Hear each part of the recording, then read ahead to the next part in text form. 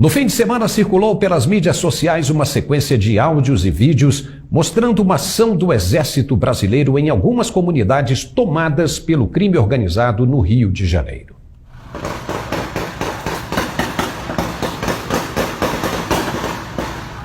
O material foi usado para ilustrar a tese de como será a reação dos militares caso as facções criminosas resolvam descer os morros para retaliar uma eventual tomada de decisão por parte do governo federal. Muito se falou da preocupação com as ameaças feitas pelos líderes do crime organizado que atacariam a população civil caso houvesse uma intervenção das Forças Armadas. Mas a verdade é que o recado já foi dado aos criminosos e as unidades militares são e estão muito bem preparadas para qualquer situação de combate, seja nas selvas, nos campos ou até mesmo nas cidades mais complicadas. As polícias militares, principalmente o BOPE, são forças excepcionalmente extraordinárias no combate urbano do dia a dia, mas estão proibidas pela justiça de subirem os morros, e isso dá confiança aos líderes das facções para falarem o que quiserem, apavorando os mais vulneráveis.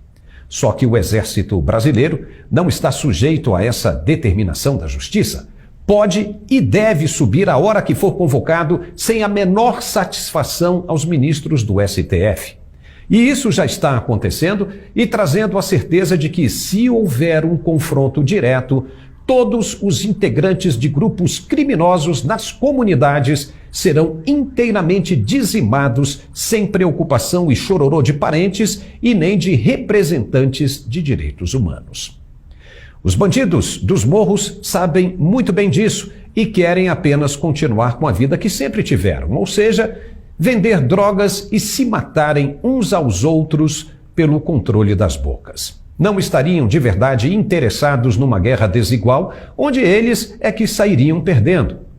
Todos sabem que, mesmo com os arsenais de guerra escondidos e espalhados pelos buracos dos morros, não haveria a menor chance em um confronto direto com as forças especiais do Exército, da Marinha e da Aeronáutica. Os militares de agora, caso se confirme a intervenção, não são como os que os bandidos estão acostumados a lidar nas favelas diariamente. Não. Qualquer iniciativa deles de resistência ou atentado contra a população civil representará, sem sombra de dúvidas, o fim definitivo das facções. Lembra quando uma pequena amostra foi dada no Morro da Vila Cruzeiro em 2010? Os caras saíram desesperados, sem rumo, deixando tudo para trás. Imagine agora com a elite das Forças Armadas. O curioso é que a ação nos pontos vulneráveis já está acontecendo e nenhuma rede da grande mídia cobriu o assunto. Está todo mundo calado. Ninguém nem se pergunta por que os militares estão em movimento pelas cidades brasileiras. Está todo mundo segurando o fôlego. Não houve sequer um questionamento ao ministro da Defesa pelos próprios governadores. Enquanto isso, no fim de semana em Brasília, os índios ocuparam o aeroporto e o maior shopping center da cidade. O movimento deles cresce a cada dia com a adesão de outras tribos. Aí o problema se agrava de vez. Ninguém pode mexer com eles, ninguém. Se tocarem um índio desses, a notícia vai correr o mundo e é tudo que as autoridades de esquerda não querem. Mas a paciência dos pajés está se esgotando e eles admitem o uso da força bruta para fazer cumprir o que estão demandando. Pode estar aí o estopim desse barril de pólvoras que, quando estourar, vai abrir o que ninguém espera. Uma convulsão social sem precedentes. Os índios deram 4 dias apenas para que as Forças Armadas tomem uma providência. Caso contrário, eles mesmos vão agir. Hoje é dia 4, tem mais 4 dias. Nós vamos esperar 4 dias. Se não acontecer nada, nós vamos começar a tomar providência. Nós não vai ter medo. Nós não vai ter medo. Rasgaram a nossa Constituição. Mas hoje nós pisamos no solo de Brasília, na Praça dos 4 Poderes, que não é 3, para dizer que a partir de hoje nós estamos escrevendo a nova Constituição brasileira. Uou! E agora, hein? No fim de semana também, Lula deu entrevista em Brasília dizendo que ainda não tem nome algum para ocupar os ministérios e afastou completamente o nome de Gleisi Hoffmann para qualquer cargo além de presidenta do PT. Por que será que Lula ainda não tem um nome para os ministérios? Talvez seja porque ninguém queira se comprometer com um governo que ainda não se sabe se vai acontecer. Aquele que se comprometer e depois o governo não vingar, estará queimado na praça com o governo que se estabelecer. É uma hipótese. Por isso, Lula estaria querendo a antecipação da diplomação para tentar acalmar aqueles que poderão compor a sua equipe de governo. Caso contrário, não se justifica estar até o dia de hoje sem saber quem vai fazer o quê. Vai escolher os nomes que vão tocar a economia do país e o futuro dos brasileiros faltando apenas 2 semanas para a posse? Onde já se viu isso? Com certeza vai ficar faltando nomes para completar a equipe de governo. E como alguém pode assumir sem ter ministros para governar? Bolsonaro, por exemplo, já tinha toda a sua equipe de governo, ou seja, os 22 ministros definidos com quase 1 mês de antecedência da diplomação. E o mesmo aconteceu com a presidenta Dilma no primeiro mandato. Por que Lula não tem ninguém até agora? Talvez porque tema que algo fora de seu controle venha a acontecer em breve, quem sabe? Ele disse que vai colocar os partidos políticos aliados para governar com o PT, ou seja, é a velha política batendo na porta outra vez. O que fez a diferença no governo Bolsonaro é que quem ocupou os cargos chaves nos ministérios foram técnicos e não políticos, e isso deu resultados. Na velha política, que na cabeça deles estará de volta em breve, faltou avisar os aliados da América Latina para ficarem de bico fechado.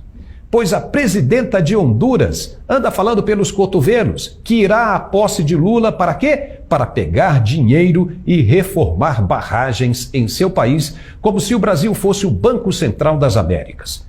Já falaram com a certeza do custeio de suas contas o presidente do Chile, Gabriel Boric, da Argentina, Alberto Fernandes, que até já esteve em São Paulo conversando com Lula pessoalmente, Nicolás Maduro, da Venezuela e muitos outros, como se o Brasil estivesse zerado de problemas e sem a menor necessidade de resolver suas questões financeiras internas.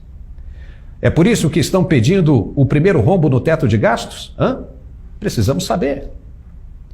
Ainda na entrevista, Lula falou que vai apresentar a real situação em que vive a economia brasileira. E eu estou convencido que a situação do Brasil não é das melhores. Nós temos informações de que nós não teremos grande crescimento em 2023, se depender da política que está em vigor nesse país. Isso é uma tremenda bobagem para justificar a troca de governo. Lula jamais vai admitir que a economia atual navega de vento em popa. Se estivesse dizendo a verdade, então os presidentes do Banco Central e do IBGE, que são órgãos independentes de apoio ao governo federal, deveriam vir a público e dar explicações sobre os números que apresentaram na semana passada, tratando do crescimento do superávit primário e da queda do desemprego para 8,3%. Se esses servidores estiverem mentindo, então deverão ser presos. Quem será que está faltando com a verdade? Aquele que já conhecemos como funciona o modus operandi ou os técnicos qualificados desses 2 órgãos que tiveram os números atestados por outras instituições internacionais como o FMI, por exemplo? A verdade é que alguma coisa está mesmo prestes a acontecer e saberemos em breve. O atual presidente, como já dissemos aqui, não é uma criança inocente para fazer brincadeiras de mau gosto com a nação brasileira. Manda recados e fotos enigmáticas e vemos a movimentação das forças pelas principais cidades do país sem que absolutamente ninguém quebre o silêncio. O povo acredita e, ao que parece, deverá ser recompensado pelo esforço que está fazendo. Se fosse para ser diferente, alguém já teria vindo a público e reconhecido a derrota oficialmente, até mesmo para mostrar respeito a quem acreditou nas mensagens enviadas. Mas isso aconteceu? Não. Então significa que o juiz ainda não apontou para o centro do gramado. Quai, seu app de vídeos curtos.